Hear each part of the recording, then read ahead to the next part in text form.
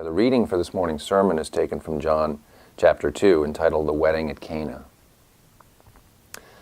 On the third day there was a wedding in Cana of Galilee, and the mother of Jesus was there. Jesus and the disciples had also been invited to the wedding. When the wine gave out, the mother of Jesus said to him, "They have no wine." And Jesus said to her, "Woman, what concern is that to you and to me? My hour has not yet come." His mother said to the servants, "Do whatever he tells you." Now standing there were 6 stone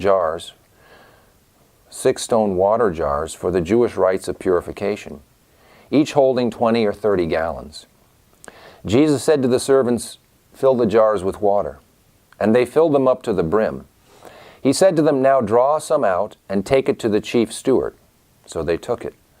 When the steward tasted the water that had become wine and did not know where it came from, though the servants who had drawn the water knew, the steward called the bridegroom and said to him, "Everyone serves the good wine first, and then the inferior wine after the guests have become drunk.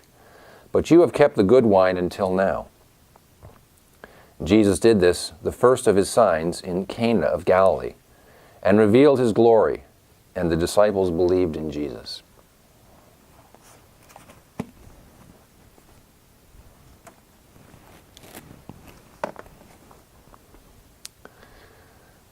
There's a couple of aspects to this passage. I want to briefly touch on probably what's the most intriguing, when the mother of Jesus says, you need to do something. And Jesus says, "Woman." That's always a strange address to the mother.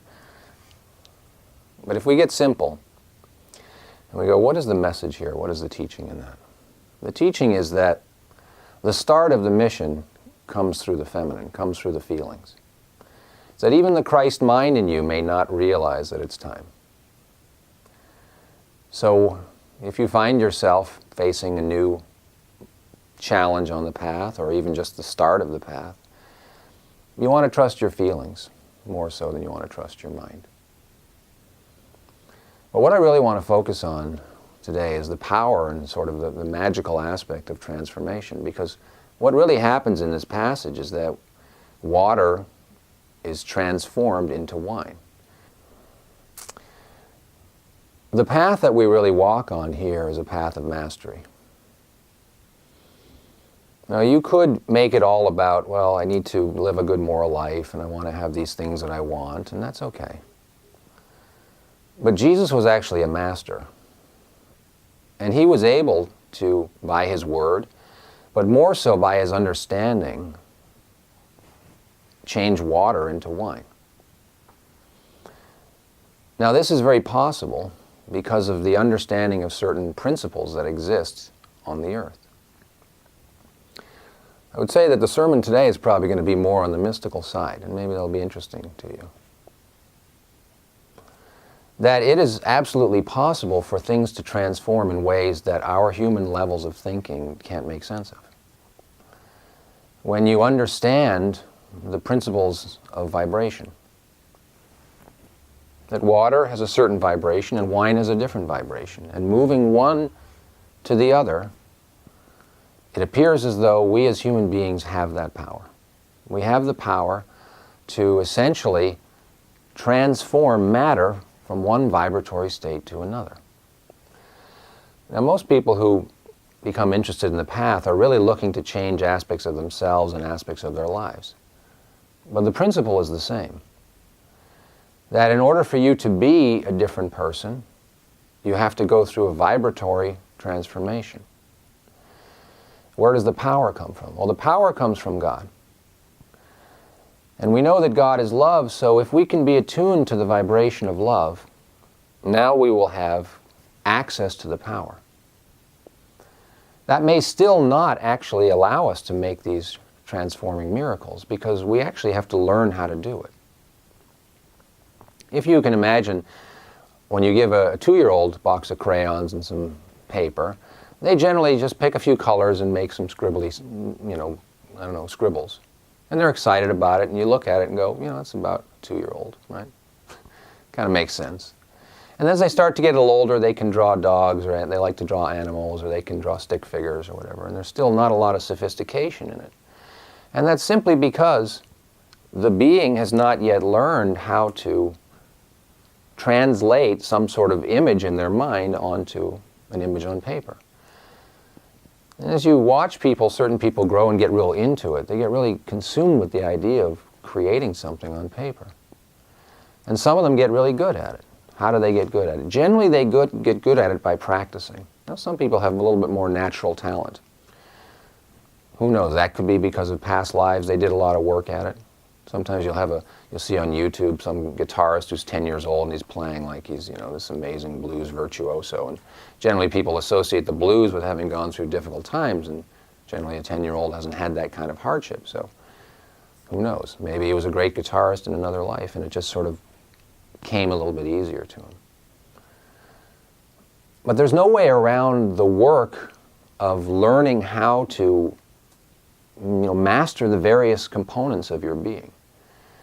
And what the world is trying to get you to master is, how silky your hair is and how in style your clothes are and how ripped your body is. That's what's really valued, or how much money you have and how you can present a way so that people think highly of you. And that is, it's not a good use of the skills that you have, because there's no real payoff to that, unfortunately. I mean, unless you kind of want to keep all your stuff sequestered and so people think of you a certain way and ultimately they can't really tell. But when you meet people who are in tune with energy, they'll be able to tell. They'll be able to tell that something's not totally congruent.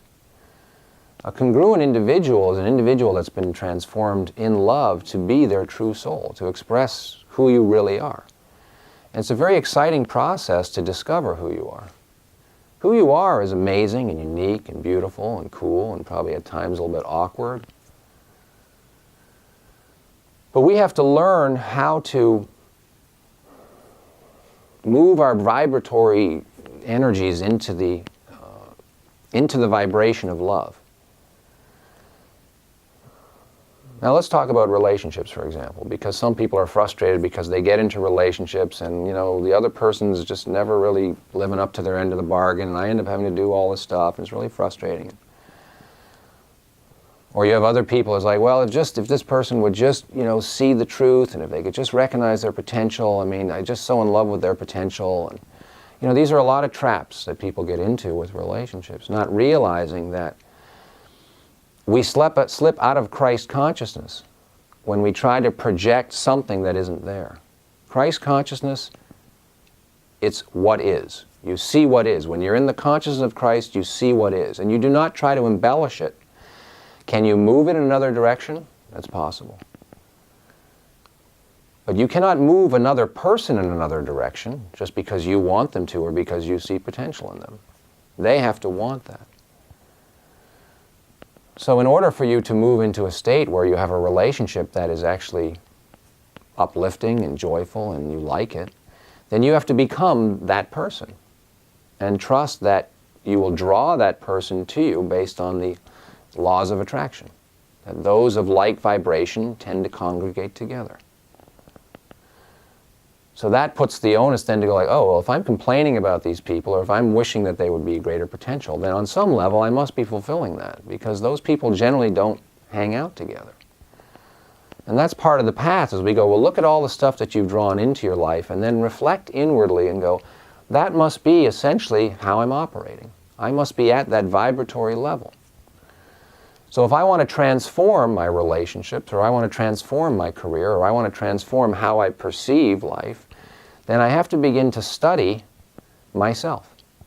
And I have to begin to learn how to move at a higher vibratory level. Now, what does that mean, to move at a higher vibratory level? Well, it means I have to pay attention, I have to refine. So I know some of you play an instrument, or other people are good at certain athletic things. How do you get good at them? Well, you have to watch great people, and you have to learn, and you have to be humbled occasionally by or maybe frequently, by your inability. But you will refine and you will get better by practice. Humility is essential because humility allows you to be exactly where you're at. If you think you should be further along than you are, now we got a pride issue. And that pride issue tends to separate you from God, because pride and fear are kind of one big sandwich. I'm afraid that people will see me not as far along, so I act as though I'm further along, but I'm not further along.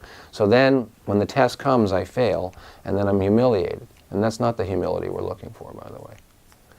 I mean, it might be the way that you get there. But it's much simpler to go, this is the level where I'm at, and I would like to be further along. I would like to transform my life.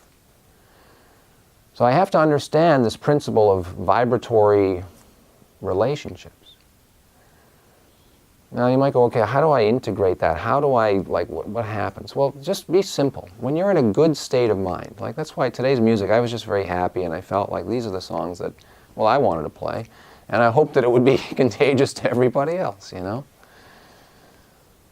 If you're in a happy state, you know, and I don't mean that in a goofy way, I mean like you feel good, then your vibration tends to be smoother, cleaner, and just things tend to go a little bit easier. You tend to be more relaxed.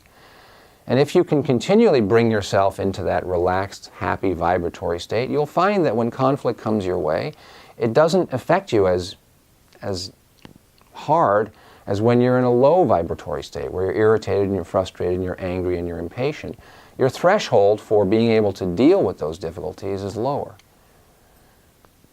So that higher vibratory state is more in tune with love, and love is always accepting that which is. You may still have momentary feelings of frustration. I mean, I like to imagine it's possible to get to a point where no matter what happens, you're virtually unfazed. But that's not to become somebody who has no emotional experience. To be unfazed does not necessarily mean you don't feel. In fact, the more you feel on this path, the more in tune you are with love.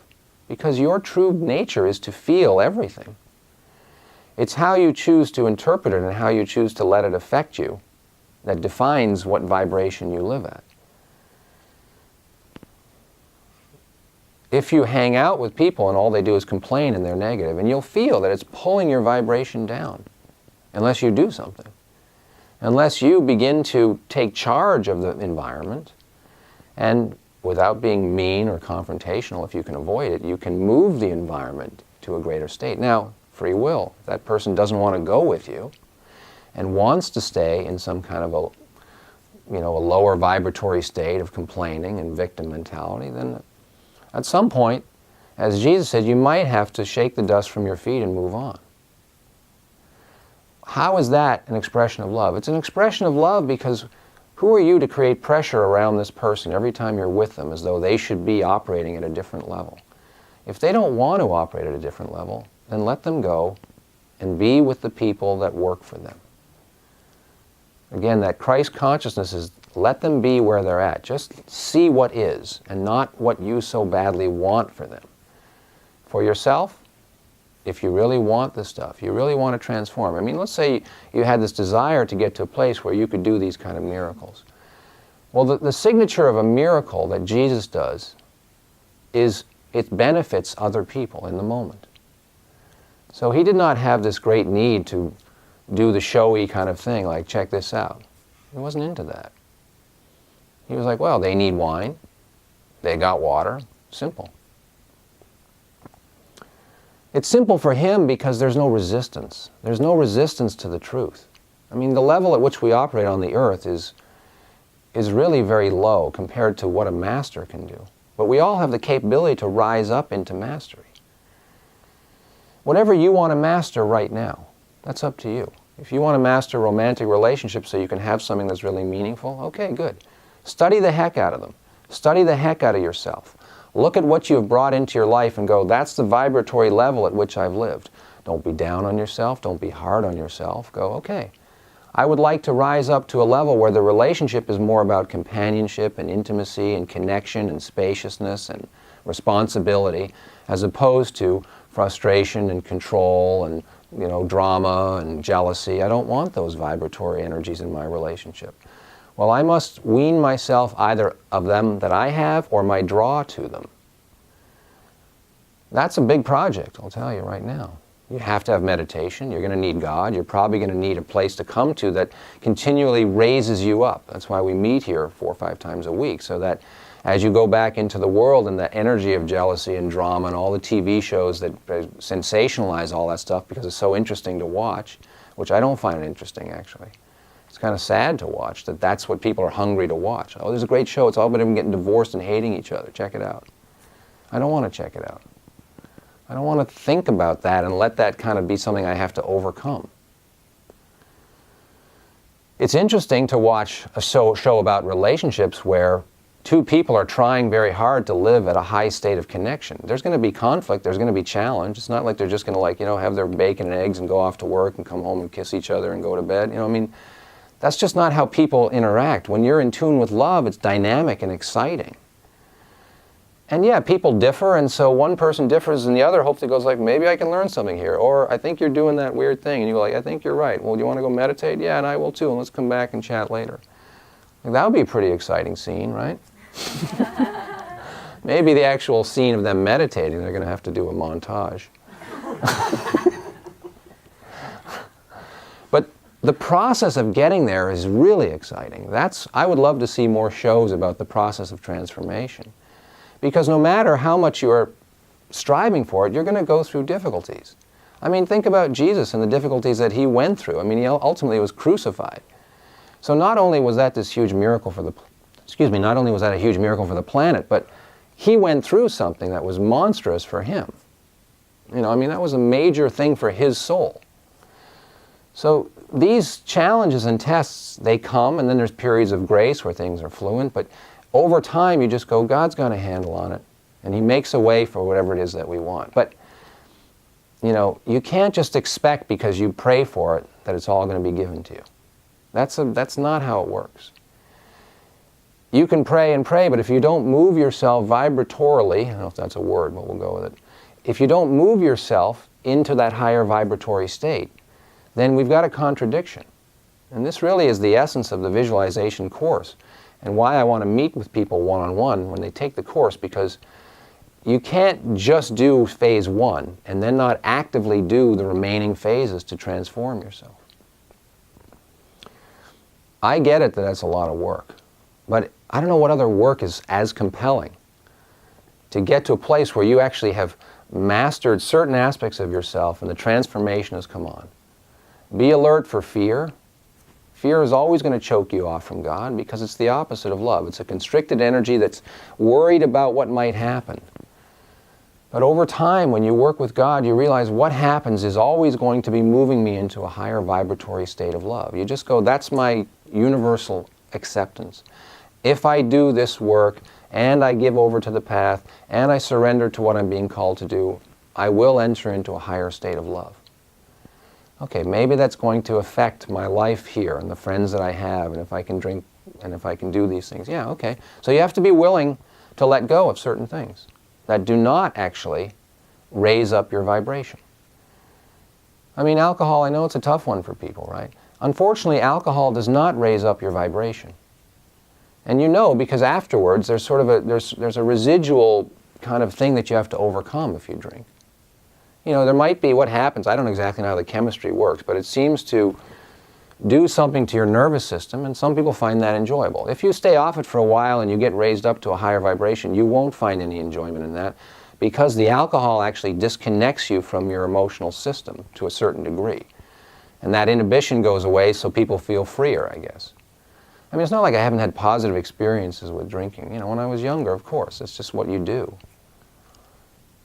But if you get raised up, because you do this work and you take communion and you work with light, and then you have a beer or something, you'll feel how it's trying to pull you down. And then later on, you'll feel how it's like your body is fighting to recover from it. So it's not that, well, don't drink because you're going to be a bad Christian. It's like, don't drink because it separates you from God, actually. But, you have to decide if you're going to take that on. A lot of these things in the beginning, like weaning yourself off of it, is hard.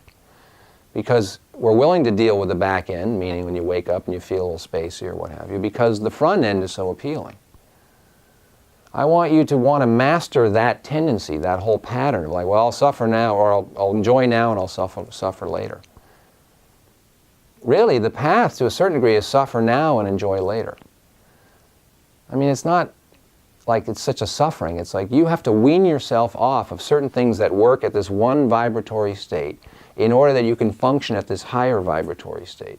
And once you get there, Yes, there'll be a period of temptation where you might feel like, oh, it was so great when I was in that lower vibratory state. That's not sure that's how you would say it, but that's kind of the pull. As you're trying to make the change, you're now conscious of the fact that, man, I sort of still want to do those things. I know they don't work out for me, blah, blah, blah. Because when you talk to people who haven't even got there, like, dude, I remember one time we were teaching at the prison and we were talking about how marijuana, smoking weed, was what separates you from God. And this guy was like, no, are you crazy, man? Marijuana is like the only thing that works for me. And then he like crumpled up his book and he walked out of the class. So he didn't want to do it, and that's okay. But he was so convinced that like that's the thing that gets me through my life. Well, maybe for where he was operating, that's true. Like he smoked weed and he could just sort of sink into some sort of altered state and everything was okay. But if you guys smoked weed now, after being on the path for a while, you would feel like you're cloudy and you're disconnected and you're not yourself. For some people who have not done any work to look at who they are, they really hate themselves. So now they smoke weed and they're like, I'm free from that person for a few hours. And they're free to just, relax, I guess. But as you raise up into your truer self, you don't want to escape from yourself. You want to refine yourself. And you want to move into this vibration of love. And as you do, you will have the power to transform your reality. And eventually, if you get empowered through initiations, you can do things like what Jesus is doing. You have to be willing to work pretty hard. I mean, it's mastery. Jesus was a master who could say, that's water and now it's wine.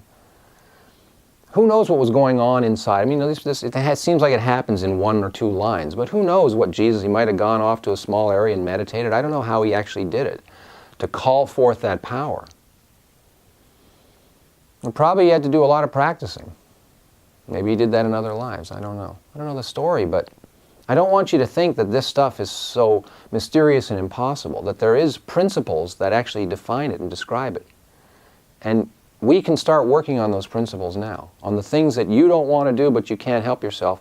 You have to get yourself into a higher vibratory state so that you lose interest in them. Then you have to learn how to function without those things. That's suffering, that's pain. And then one day you won't have them anymore. And you'll be able to look at those who still have them and go, I know there's a way. We could say God made a way, like the song, or we could say love made a way. And your peace in that is the effort that you exert, your love to try to get there. So when you become a student on the path, I know the priest puts pressure on you to begin to move into these higher vibratory states. And the people in your life may know nothing about it and may not even care about it. And they may even disdain you for it. Because on some level, you're actually doing what God is calling them and calling you to do, and maybe that's difficult for them. So they find a way to find fault with you.